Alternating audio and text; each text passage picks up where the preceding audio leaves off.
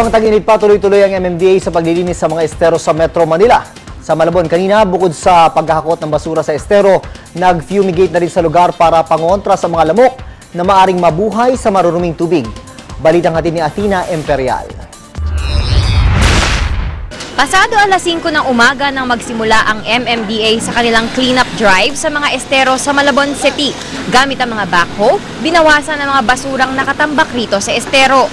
Bukod sa pagtanggal ng mga nakatambak na basura rito sa estero, gumamit ng backhoe para palalimin itong man-made kanal. Isa ito sa mga nakikita nilang solusyon para makontrol ang baha dito sa Malabon. Ayon kay MMDA Chairman Francis Tolentino, mas maigi raw na gawin ang proyektong ito habang tag-init pa.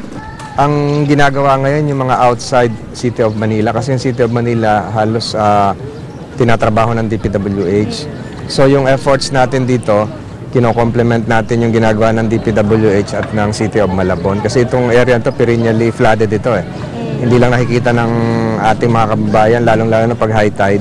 Positibo naman ang reaksyon ng mga residenteng nakatira malapit sa estero sa proyektong ito ng lokal na pamahalaan ng Malabon at ng MMDA. Yan, maganda, maglinis-linisin talaga ang estero kasi nga ang laki ng tubig namin lagi dito. Pag kunting ulan lang, malaki na ang baha. Malaking tulong yun. Kasi laging baha rito eh, lalo pag kunting ulan lang, baha na kaagad eh. Bukod dito, nakapag-fumigate na rin daw ang mga otoridad para makaiwas sa dengue ang mga residente. Magkakaroon din daw ngayong araw ng Solid Waste Management Lecture, Medical Mission at Health Lecture para sa mga taga Malabon City. Athena Imperial, GMA News.